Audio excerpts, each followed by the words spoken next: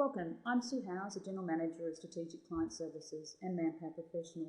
I'm very pleased to present to you the outcome of this year's Talent Shortage Survey and Manpower's Fresh Perspectives paper.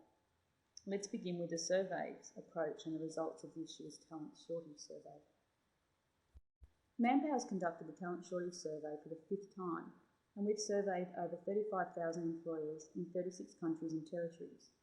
This research was conducted in Q1 of 2010.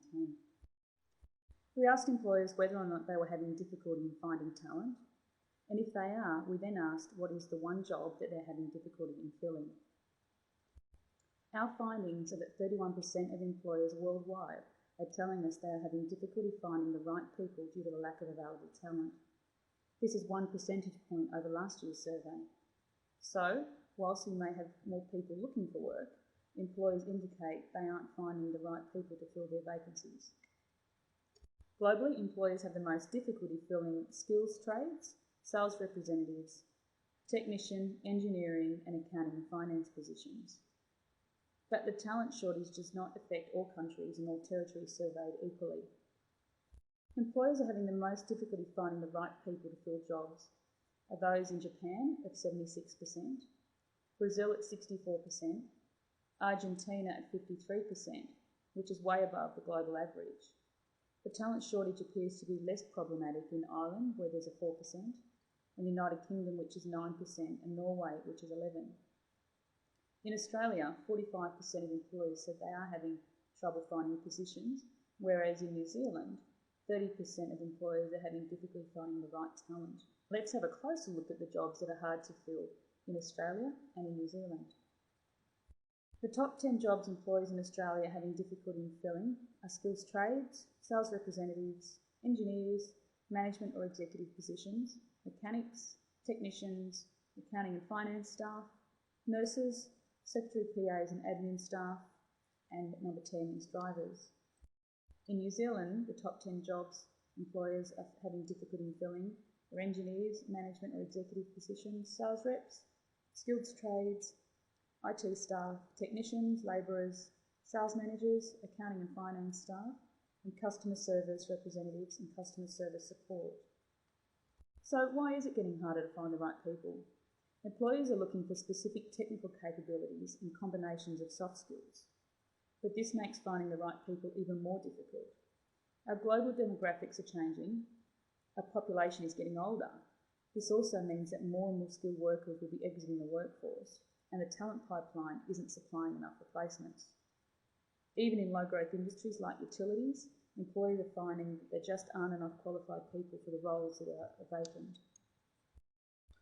To find candidates who can be trained or reskilled to fill the needs of the position in an effective and efficient manner, employers need to seek out what we call a teachable fit. The teachable fit first looks at 3 questions. Number 1, what capabilities are essential to performing the job? Number 2, which of these are teachable in an efficient way? And is there an adequate time and money to develop these capabilities in the candidate? And finally, do candidates have the capacity, also known as the motivation and capability, to develop them? With the Teachable Fit framework, employers can predict how successfully a candidate's skills gap can actually be filled. It can help them understand their talent needs better and make training and development investments that are more likely to pay off. The capabilities are divided into 4 standard groups: knowledge of business or academic disciplines or industries, skills including both hard skills and soft skills, values and mindset represent what an individual seeks in life and on the job, which you could also term as one's attitude towards work, and personality and intelligence are basic characteristics. After examining these capabilities, employers must weigh each on 2 scales. First, how important is the capability?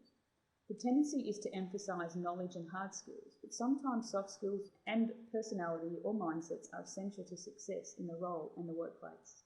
Next, is it possible to develop the capabilities in an individual?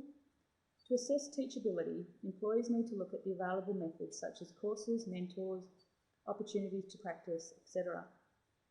Let's move to an example of a Teachable Fit framework. Let's example this sample Teachable Fit framework for a company that installs and maintains wind turbine power generation systems.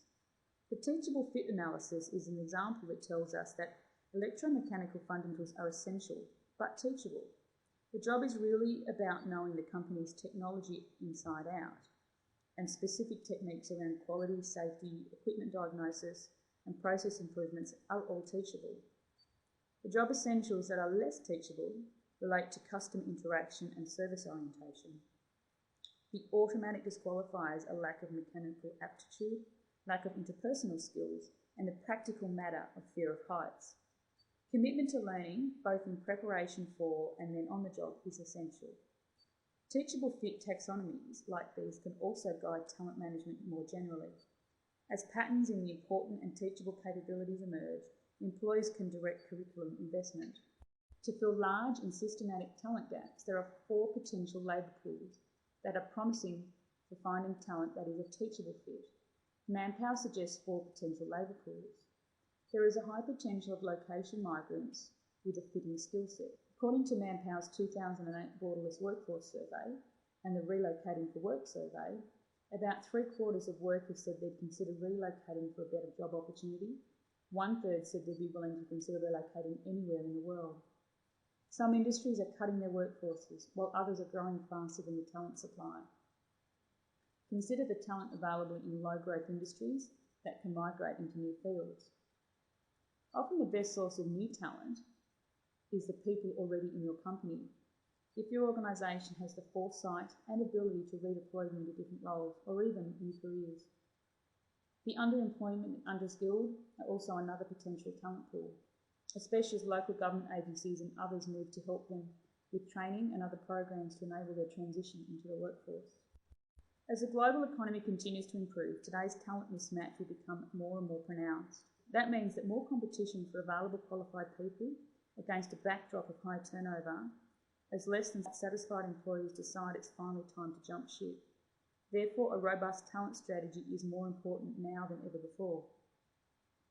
Employers need to think differently about how they fill their talent needs now and in the future. They must adjust their mindsets to look beyond the usual places for candidates and consider those who are best positioned, thanks to their skills and their personalities, to benefit from training and development. As the skills mismatch grows even more severe, the Teachable Fit framework becomes a foundation to talent strategy. It is a key step in an approach that is more expansive, systematic and sustainable. A talent strategy that not only keeps up with the business strategy, but can often accelerate it. Thank you for listening to the latest podcast on Manpower's white paper. If you found this presentation interesting, you can find this and other studies from Manpower and our research centre on www.manpower.com.au/research or www.manpower.co.nz/research. Thank you.